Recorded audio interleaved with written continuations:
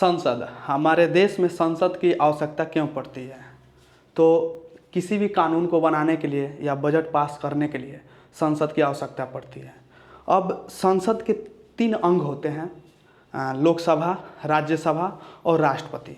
तो आज की इस वीडियो में हम देखने वाले हैं राज्यसभा के बारे में, यानी कि राज्यसभा क्या है, राज्यसभा में सदस्यों का चयन प्रक्रिया किस प्रकार से होता है। इन बातों को आज के इस वीडियो में हम जानेंगे। तो सबसे पहले आपको बता दें, राज्यसभा को अपर हाउस कहते हैं, यानी कि ऊपरी सदन कहते हैं। वहीं अगर जब लोकसभा की बात आए तो लोकसभा को निचली सदन कहते हैं, यानी कि जनता का सदन कहते हैं। और राज्यसभा का अधिकतम सदस्यों की संख्या जो है 250 होता है, लेकिन वर्तमान समय में इसमें 245 सदस्य हैं। ये 250 अधिकतम संख्या होता है, इनमें से 238 जो है निर्वाचित होते हैं, अप्रत्यक्ष रूप से निर्वाचित होते हैं, और 12 जो है राष्ट्रपति के द्वारा मनोनीत किए जाते हैं, नॉमिनेटेड होते हैं। अब ये जो 12 राष्ट्रपति के द्वारा मनोनीत किए जाते हैं वो कौन लोग होते हैं? तो इसके लिए एक ट्रिक है, ALSS। ए से आर्ट, एल से लिटरेचर और एस से साइंस और एस से सोशल सर्विस, यानी कि वैसे लोग जो कला, साहित्य, विज्ञान और समाज सेवा से बिलोंग करते हैं, वो सारे लोग जो हैं जो राष्ट्रपति के द्वारा मनोनीत किए जाते हैं राज्यसभा के सदस्य के लिए। अब बात कर लेते हैं कि राज्यसभा जो है एक अस्थाई सदन है। तो यह किस प्रकार से अस्थाई सदन है? राज्यसभा को अस्थाई सदन कहते हैं। तो इसमें होता क्या है कि 1/3 मेंबर जो हैं प्रत्येक 2 साल पे सेवानिवृत्त होते हैं, और इनके सदस्य जो मेंबर होते हैं, उनके सदस्य जो मेंबर होते हैं, उनके अगर कार्यकाल की बात किया जाए मेंबर का, सदस्य का, तो 6 वर्ष होता है, 6 साल का होता है। लेकिन अगर आपके समक्ष यह क्वेश्चन है, राज्यसभा के कार्य अवधि कितने समय का होता है, तो इसका जवाब है कि इसका कार्य अवधि नहीं होता है, यानी कि इसमें कोई उनके मेंबर का कार्य अवधि जो है 6 साल का होता है, राज्यसभा का नहीं होता है। वहीं लोकसभा की जब बात करें तो लोकसभा में कार्य अवधि जो है 5 साल का होता है, और प्रत्येक 5 साल पर जनता द्वारा प्रत्यक्ष रूप से वो सदस्य का निर्वाचन किया जाता है। अब बात कर ले, जैसे कि अमेरिका का अगर राज्यसभा की बात करें, यानी कि सीनेट की बात करें, तो वहाँ पे जो है राज्यसभा के प्रत्येक क्षेत्र के लिए मतलब कि निर्धारित किया जाता है कि इतना इतना सीट, माने एक समान सीट होता है। लेकिन भारत में राज्यसभा के सीटों की संख्या जो है अलग अलग होता है, राज्य में अलग अलग सीटों की संख्या होता है। तो ये कहाँ से, मतलब कैसे क्या होता है? तो भारतीय संविधान में एक जगह इसका उल्लेख है, 4वीं अनुसूची में, जहाँ पे कहा गया है कि number of seats depend upon population of state, यानी कि राज्य के जनसंख्या के हिसाब से राज्यसभा के सीटों का निर्धारण किया जाएगा, किस स्टेट में कितना राज्यसभा का सीट होगा। जैसे कि अगर बात कर लें, यूपी में टोटल राज्यसभा का सीट जो है 31 है, और बिहार में बात करें तो बिहार में 16 है, हरियाणा में 5 है। इस तरह से अलग अलग राज्यों का राज्यसभा के सीटों की संख्या अलग अलग है। ये टोटली डिपेंड करता है जनसंख्या पर। सबसे अधिकतम राज्यसभा का सीटें जो है यूपी में है। अब यहाँ पे 1/3 जो मेंबर जो हैं प्रत्येक 2 साल पे जो रिटायर होते हैं, यानी कि यहाँ पे 2 साल पे हमेशा राज्यसभा का इलेक्शन होता है। अभी हाल ही में इलेक्शन हुआ है। अब बात कर लेते हैं राज्यसभा के जो लोग होते हैं, जो मेंबर होते हैं, उनके लिए क्या क्वालिफिकेशन होता है, उनका क्या क्वालिफिकेशन होता है? तो सबसे पहले कि वो भारत का नागरिक होना चाहिए। तो इसमें तो हम सारे लोग भारत के नागरिक हैं, ये बात तो हो गया। दूसरा ये होता है कि उनका न्यूनतम उम्र कम से कम 30 वर्ष होना चाहिए।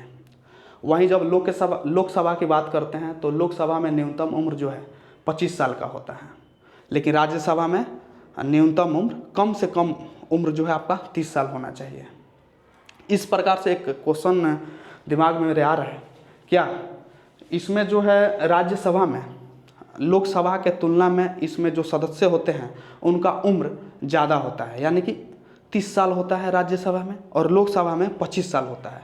इस प्रकार से क्या आप कह सकते हैं कि राज्यसभा, यानी कि यहाँ पे बड़े लोग रहते हैं उम्र के हिसाब से, लोकसभा के तुलना में बड़े लोग रहते हैं, तो क्या आप कह सकते हैं कि राज्यसभा पहला सदन है संसद का? तो अगर आप ऐसा बोलिएगा कि पहला सदन है तो आप बिल्कुल गलत है। राज्यसभा जो है यह दूसरा सदन है। भले इनमें जो मेंबर होते हैं उनका उम्र लोकसभा के तुलना में अधिक होता है, 5 साल अधिक होता है। और क्वालिफिकेशन में अगर अगला और आगे बात करें तो इसमें not hold any office of profit, यानी कि राज्य के सरकारी या राज्य या सरकारी किसी भी पद पर वह व्यक्ति ना हो। तो आपके मन में एक सवाल आता होगा, तो क्या जो सांसद विधायक जो हैं वो लोग भी तो सरकारी पद का लाभ लेते हैं? तो ये बात जो है अपवाद में है। ये विधायक और एमपी जो होते हैं ये लोग अपवाद में हैं, इनको छोड़ के। और चौथा जो है, मतलब अगर क्वालिफिकेशन की बात किया जाए तो मेंबर ऑफ विधानसभा। भाई अगर आपको राज्यसभा का सदस्य हासिल करना है तो सबसे पहले भारत का नागरिक होना चाहिए, कम से कम उम्र 30 साल होना चाहिए और किसी सरकारी पद का लाभ ना प्राप्त करते हों, और सबसे बड़ा बात कि वह अपने राज्य के विधानसभा का मतलब कि मेंबर होना चाहिए उसे, वो भी निर्वाचित मेंबर। तो ये हमने बात कर लिया क्वालिफिकेशन का। अब बात कर लेते हैं how elected Rajya Sabha member, Rajya Sabha का जो मेंबर होते हैं कैसे इलेक्ट किए जाते हैं, कैसे चुने जाते हैं। तो इसमें अप्रत्यक्ष रूप से चुना जाता है, यानी कि जनता द्वारा डायरेक्ट इन्हें नहीं चुना जाता है। जो जनता के द्वारा विधानसभा क्षेत्र से जो लोग मतलब कि एमएलए जो होते हैं उन्हें जनता वोट करती है और वह अपने विधानसभा के निर्वाचित प्रतिनिधि होते हैं, और वह निर्वाचित प्रतिनिधि जो हैं चयन करते हैं राज्यसभा में मेंबर को भेजने के लिए। मतलब कि राज्यसभा में कौन से लोग जाएंगे वह निर्वाचित जो जनता के द्वारा चुने गए होते हैं वो लोग करते हैं, यानी कि इसमें जनता डायरेक्ट रूप से भाग नहीं लेती है। और दूसरा अनुपातिक प्रतिनिधित्व, आगे हम उदाहरण लेके समझेंगे अनुपातिक प्रतिनिधित्व क्या होता है।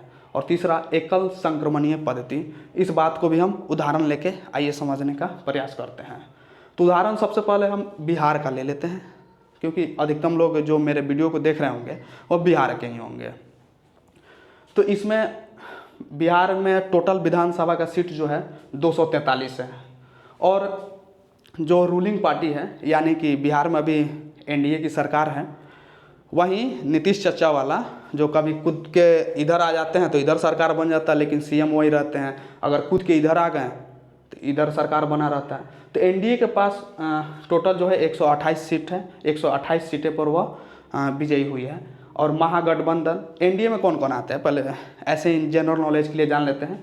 एनडीए में आपके आते हैं बीजेपी तो आएंगे ही, उसके बाद जेडीयू आता है, हम जो जीतन राम मांझी का पार्टी है, उसके बाद एक निर्दलीय, ये 4 लोग मिलके एनडीए गठबंधन है इनका, और इनका टोटल सीट जो है 128 है। और यहाँ पे बहुमत साबित करने के लिए आपका 122 सीटें की आवश्यकता होती है, जो कि एनडीए के पास 128 सीट है, यानी कि जाहिर सी बात है कि सरकार जो है एनडीए का है बिहार में। और महागठबंधन में आरजेडी आता है, और लेफ्ट बहुत सारे मतलब 1-2 और इनमें पार्टी आती हैं। तो इनका जो टोटल सीट जो है जिस पर ये विजयी हुए हैं 114 है। तो अब बात कर लेते हैं हम अनुपातिक प्रतिनिधित्व का क्या यहाँ पे मतलब है। तो राज्यसभा में जैसे कि इस बार टोटल 5 मेंबर का चयन किया जाना था राज्यसभा के लिए, तो इसमें क्या होगा, तो क्या इसका मतलब ये तो नहीं ना हो गया कि जो एनडीए सरकार यहाँ पे है केवल इनके द्वारा ही मतलब कि जो एमएलए हैं उनको ही चुनकर भेजा जाएगा राज्यसभा में? तो ऐसा बिल्कुल नहीं है। जो विपक्ष है यानी कि जो रूलिंग पार्टी नहीं है उनके द्वारा भी उनके एमएलए को कुछ चयनित करके मतलब कि उनका अप्रत्यक्ष रूप से निर्वाचन किया जाएगा और राज्यसभा में भेजा जाएगा। तो इसमें जो रूलिंग में है उसका भी सदस्य जो है राज्यसभा में जाएगा, और जो रूलिंग पार्टी में नहीं मतलब कि सत्ता में नहीं है उनका मेंबर भी राज्यसभा में जाता है। तो अब एनडीए के तरफ से अगर मानते हैं इनका टोटल 128 मतलब कि सीट पे ये विजय हुए हैं, 128 मेंबर हैं। तो अगर राज्यसभा में इस बार 5 अगर सदस्य को जाना है, मान लीजिए एग्जाम्पल के तौर पे, तो टोटल कितने मेंबर जाएंगे? तो इसके लिए रूलिंग पार्टी का टोटल 128 सीट है, ये तो हमने देख लिया। तो रूलिंग 128 बटा 243 मतलब कि टोटल नंबर ऑफ विधानसभा, इसको परसेंटेज में निकालिएगा आप तो 52.67 के आसपास आता है। तो यानी कि जो 5 मेंबर इसमें से जाना है तो इसका 52% अगर बात करें लगभग, तो कितना 3 मेंबर हो जाएंगे। तो 3 मेंबर जो है एनडीए के तरफ से राज्यसभा में जाएगा, और वहीं अब 2 बच गया तो जाहिर सी बात है 2 मेंबर जो हैं महागठबंधन जो हैं उनके तरफ से, यानी कि जो रूलिंग पार्टी नहीं है उनके साइड से जाएगा 2 मेंबर राज्यसभा में। अब एक इसके लिए अब बात कर लेते हैं कि राज्यसभा में जो मेंबर जाते हैं, यानी कि जो एमएलए जो है अप्रत्यक्ष रूप से चयनित होकर राज्यसभा के मेंबर बनते हैं, तो उनके लिए वोट का कितना मतलब कि रिक्वायर्ड होता है। तो बात कर ले, एक इसके लिए एक फार्मूला है, require vote equal to total number of vote, यानी कि टोटल कितने नंबर ऑफ वोट हैं जिस विधानसभा की बात कर रहे हैं, और नंबर ऑफ राज्यसभा सीट्स +1, उसके बाद +1, ये बटा में +1 उसके बाद +1। तो यहाँ पे टोटल नंबर ऑफ वोट्स कितना है, तो 243 अगर सीट है तो 243 मतलब कि एमएलए होंगे तो वो 243 मतलब कि वोट हुआ। अब बटा इस बार 5 मेंबर का चयनित करके राज्यसभा में भेजना था तो +5 अब प्लस फार्मूला में 1 है तो 1, और उसके बाद +1, यानी कि इसको जब आप करेंगे तो 41.5 आएगा, 41.5, यानी कि मोटे मोटे तौर पे आप मान लीजिए इसे 42। यानी कि अगर किसी भी एमएलए को, सबसे पहले एक बात मैंने मतलब कि पहले बता देना चाहिए हालांकि, लेकिन नहीं बताया, क्या सभी इसमें 128 अगर एमएलए हैं तो सभी लोग राज्यसभा में जाने के लिए दावेदार कर सकते हैं? तो नहीं। इसके लिए क्या है कि कम से कम आपको 10% एमएलए जो है, मतलब कि राज्यसभा में जाने के लिए आपको 10% एमएलए का सपोर्ट होना चाहिए। तो टोटल अगर 243 है तो इसका 10% मान लीजिए 24 हो गया, 24 एमएलए का आपका सपोर्ट होना चाहिए, तभी आप राज्यसभा के इलेक्शन में आप मतलब कि उम्मीदवार हो सकते हैं, खड़े हो सकते हैं। अगर ये भी नहीं होता है तो कम से कम 10 एमएलए आपका सपोर्ट करते हो तब जाके आप राज्यसभा के उम्मीदवार हो सकते हैं, ताकि ऐसे फालतू में ऐरा गैरा लोग कोई नहीं बोल दे कि हम भी राज्यसभा के लिए मतलब कि उम्मीदवार हैं, खड़ा हो जाए। ऐसा मतलब टाइम वेस्ट करने से बचने के लिए ऐसा प्रावधान किया गया है। तो यहाँ पे हम बात कर रहे थे कि टोटल 42 अगर आपको वोट मिल जाता है तो आप चयनित होकर राज्यसभा के में जा सकते हैं। तो ये हो गया। तो इस प्रकार से हमने देख लिया। उसके बाद अगर एक और सवाल है, क्या अगर कोई एमएलए जेल में है तो वो राज्यसभा के चुनाव में भाग ले सकता है? तो इसका जवाब होगा नहीं। अगर कोई एमएलए अगर जेल में है, किसी भी अपराध में हो, जेल में अगर है तो वह राज्यसभा में के इलेक्शन में भागीदारी नहीं ले सकता है। उसके बाद एक और यहाँ पे एकल संक्रमणीय पद्धति था, जैसे कि यहाँ पे आपने देख लिया अनुपातिक प्रतिनिधित्व किस प्रकार से होता है, मतलब कितना परसेंट, ऐसा नहीं होता है कि केवल रूलिंग पार्टी के लोग ही जाएंगे राज्यसभा के मेंबर बन के। दोनों पार्टी जो रूलिंग में है नहीं भी है वो दोनों तरफ से मतलब जाते हैं। तो अनुपातिक प्रतिनिधित्व का यही मतलब है। अब एकल संक्रमणीय पद्धति का क्या मतलब है, जैसे कि इलेक्शन ऑन बैलेट पेपर पर होता है। उसके बाद इसमें क्या होता है, एकल संक्रमणीय में सभी एमएलए जो है अपना प्रेफरेंस के आधार पर वोट देते हैं।